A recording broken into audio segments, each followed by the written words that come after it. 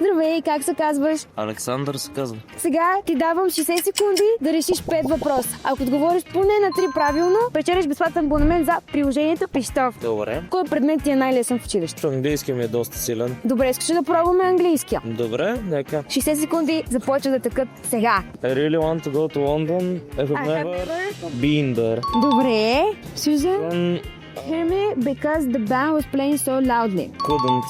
Why didn't he do his homework? He didn't do it because... Еди какво си? About it? He had forgotten about it. Грешен отговор. By the time you You get get home. I нещо dinner. will have made dinner. Добре, остават ти още 15 секунди. You нещо go in the kitchen. I just clean the floor and is it all wet? You mustn't go to the kitchen. Точно, браво! Страхотно се справи. Отговори на 4 от 5 въпроса. Това е изключително добро представяне. Печелиш безплатен абонамент за приложението Пищова. Не чакай последния момент. Изтегли приложението Пищова от линка.